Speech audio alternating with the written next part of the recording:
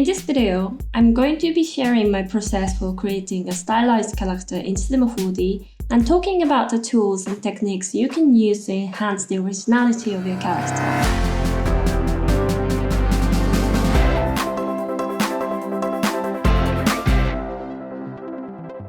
Hi, my name is Marina Nakagawa. I'm a motion designer and 3D artist.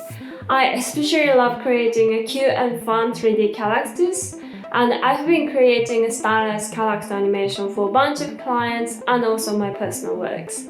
Today, I'm teaming up with School of Motion and sharing you my process of creating a unique characters. I will start out by explaining why it's important to sketch your character first, and then we'll show you how to bring your sketch into Cinema 4D and begin modeling out the basic structure of our character.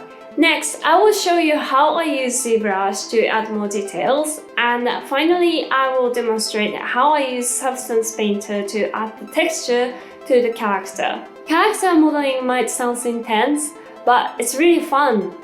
Once you learn this technique, you'll be able to apply this skill to modeling many other types of objects.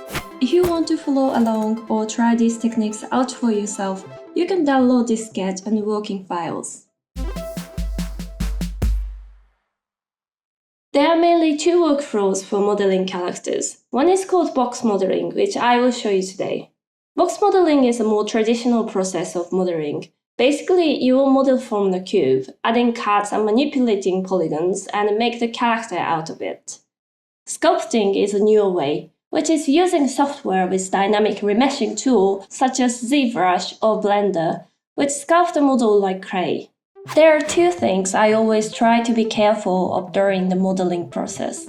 The first thing is to make a model with the lowest number of polygons. The second thing is to create a clean topology. This is also very important if you want to make a character model from a single object. This is especially important if you're ultimately going to rig the character. There are tons of great resources on Pinterest if you search topology. Also, Intro to 3D 60125 has a great topology guide on their website. As you can see with this finished character, what a clean polygon flow means is there is a clear loop around the joints like the shoulders and legs. Also on the face, we have a poly loop around her eyes, nose and mouth. With that in mind, let's jump into Cinema 4D and start by modeling the head of our character. Before we move on, please hit the subscribe button so you can get the notification about lots of other amazing tutorials and content by us. Also, please hit the like button if you think this video is useful. Before we jump into Cinema 4D, I always sketch a concept design. It's way easier to model based off a sketch. Using a sketch informs what you will be required to model versus jumping into a 3D app, not quite knowing what you're making. For me, I typically sketch out my character design on the notepad with several variations. I also usually make a Pinterest board per project to gather inspiration. For this project, I gathered some 2D and 3D illustrations as inspiration for costume and her tools. Once I finish designing the concept, I scan it. I then import it into Photoshop and make front and side pose sketches that I can then use as a reference when I'm modeling in 3D.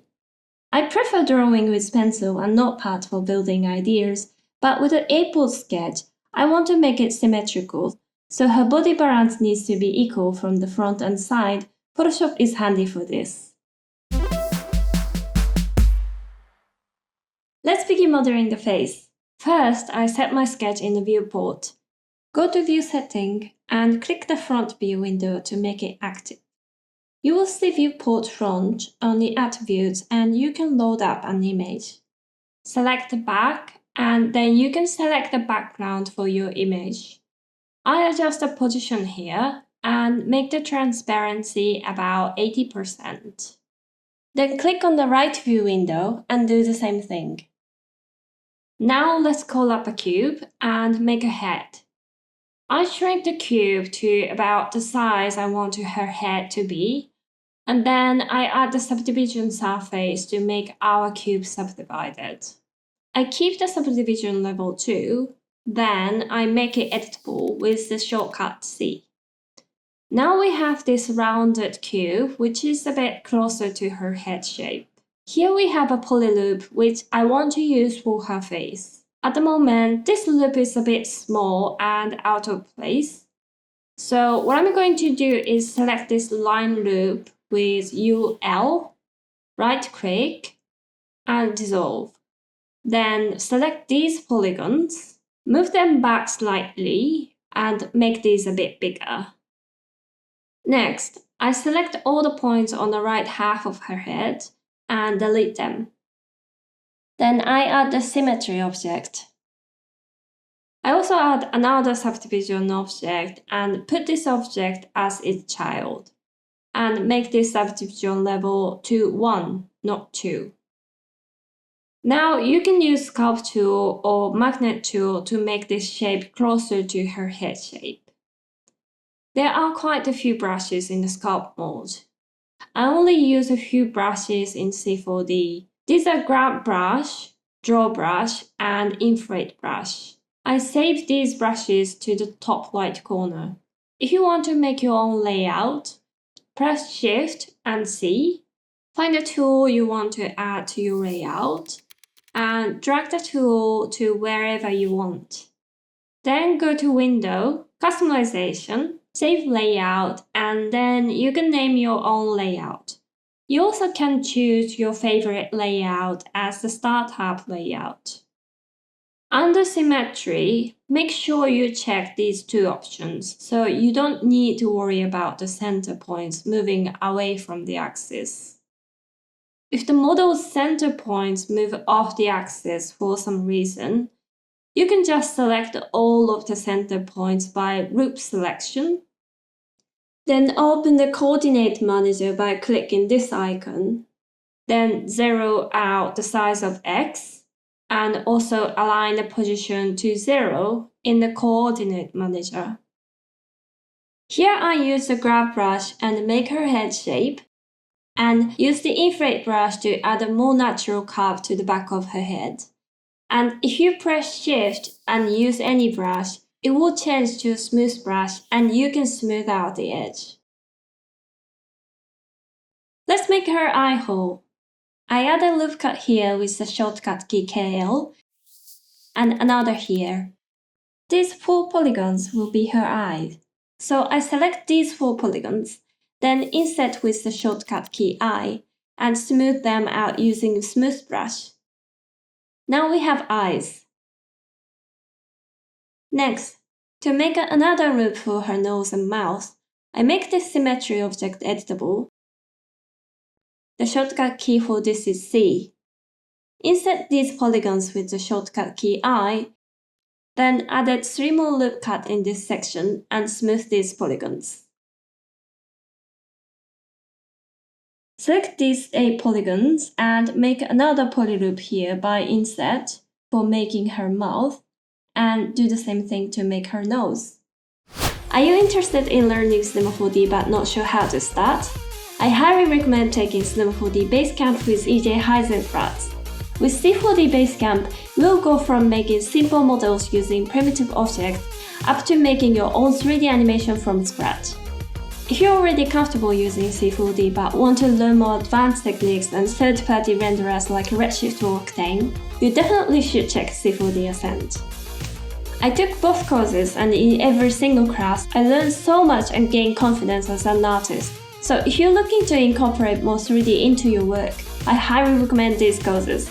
Check the link in the description, and now let's go back to the rest of the process to finish this character. So now we have all the topology we need for head. I'll then use the sculpting brush and polish her head shape, and extrude polygons with the shortcut E to make her ear, nose, and mouth. I try to keep a low number of polygons, but I added some loop cuts when I feel necessary. For her eyeballs, I use a sphere object first. Then I'll select the polygons I want to use for her pupils. Right-click and choose Split. This will create a new object out of the polygons you selected. I will put this object under the cross surface to add procedural thickness. Make subdivision level to 0 and change the thickness number until I get the good thickness. Let's group this object under the null and subdivision surface. I choose the FFD object deformer and then adjust the size of it to just a bit bigger than her eye. And make each grid points to 2 and apply. Now you can adjust the shape of her both eyeball and pupil by moving points on FFD deformer. The good thing is, I still can control her eyeballs by just rotating them. This is very useful for animating later. I adjust her eyeball to fit to her eyeball. I also add very rough materials to check how her eyes look. Next, I make her body. I added another cube and like her face, I use the symmetry tool and make her arms. I usually keep the topology reference on my second monitor and model her shoulder and arms and legs. I also make her neck here too. The hand is probably the most tricky body parts to create. For more complex objects, it's easier to divide and conquer. So I made a separate project and modeled the hand from a cube there. Then I copy the hand into the main project and adjust the size and position. Since I had 12 polygons on my hand and there were only 8 polygons on my arms, I added polyloop on her arms, so there were now an equal amount of polygons on each object. Then choose both her main body object and hand. Right-click, then choose Connect Object plus Delete. Then use the bridge tool with the shortcut B, connect her arm and hand. Once I finish connecting them, I again use the brush and smooth the polygon out. I connect her body and head in the same way, and her basic body is done. From this stage, I keep checking her from different angles and keep polishing her. It's really important that you keep checking your model from different angles. Don't just focus on the front and side, and don't focus too much on small details. Get the feeling of how it's all coming together as a single piece. If you're a beginner, it may be good to have some reference image of the 3D model from different angles. I made eyebrows and cheeks out of cubes and split her eye hole geometry, then made her eyelashes.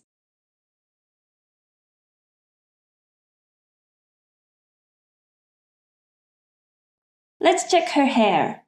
I used the sweep tool to make it. This circle spline controls the shape of her hair, and this spline is used to control her hair path. So if I select this spline and control the points, I can change the hairline. I can also select this circle path and control the points. You can see the hair shape will change too. Once I make one hair section, I duplicate the sweep and then edit the spline as I wish. Go to Sweep Setting, Object, and under the Detail setting, I can change the scale of this shape of the hair, and also I can rotate or twist her hair. So after this process is going to be a bit repetitive, so I will just skip this section and show you how her hair looks in the end.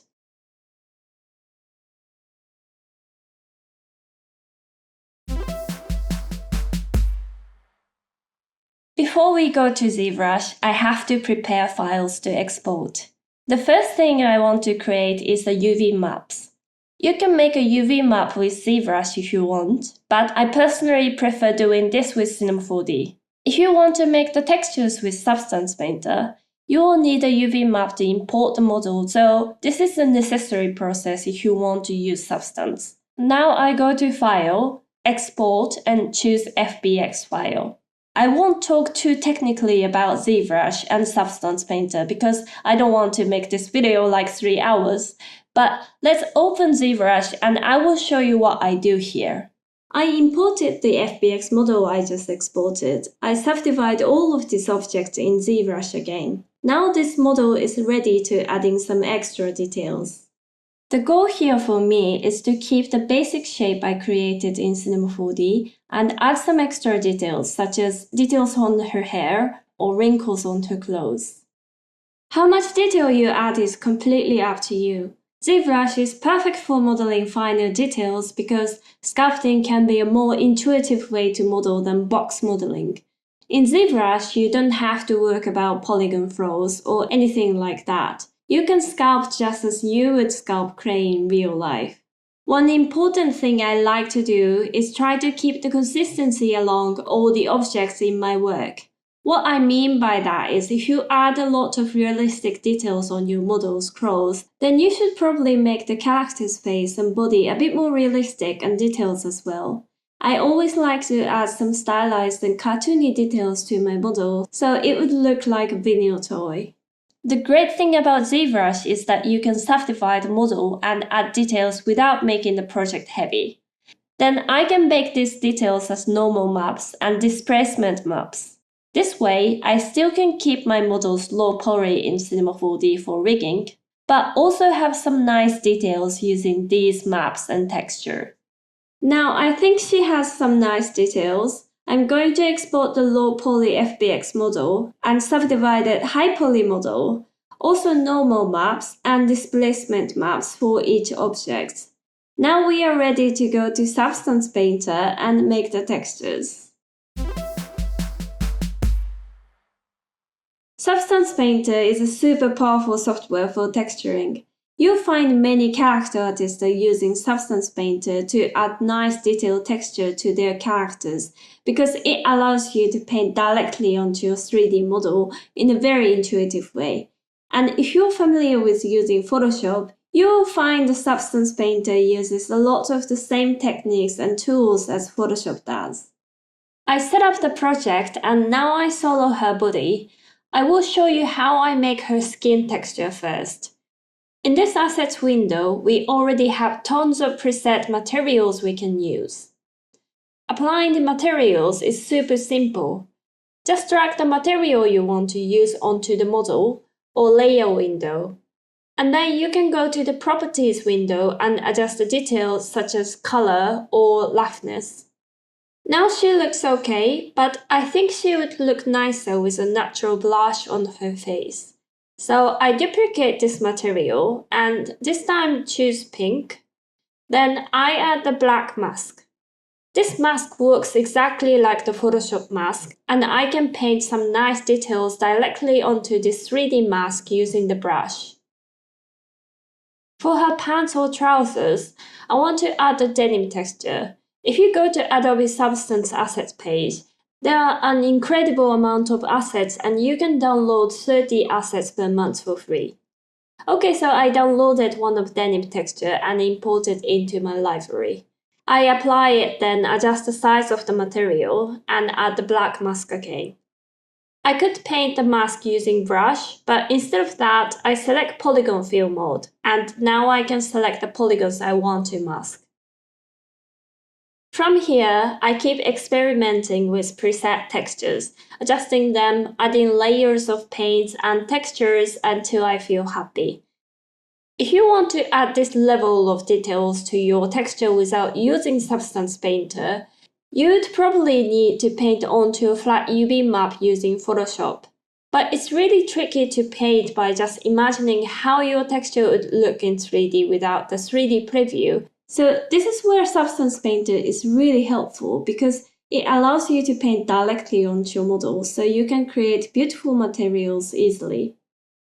Now her texture is done. I go back to Cinema 4D and assemble the models and texture, and I will show you how it ended up. So this is the final work. I added her body cat monster and the magic tablet pen. For me, Cinema 4D is always my go-to 3D tool, and I don't think learning ZBrush or Substance is essential.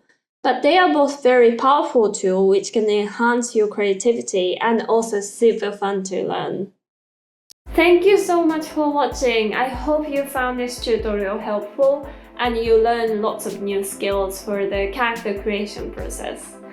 I covered so many things in this video, so it might be a bit intimidating if you're new to Cinema 4D, but if you keep practicing, you'll only get better. There are so many 3D apps out there now, and each 3D artist has their own favorite way, like some people building everything in ZBrush, or some people using different software for each purpose. The process I showed you today was just one of them, and I'm also learning even better way of creating my characters. I hope you can find your own favorite way of creating your works. Please hit the like button if you like this video and subscribe to our channel so you can see more great content and learn to become a better artist. Also, if you have any questions, please feel free to write in the comments section. Hope to see you soon. Bye!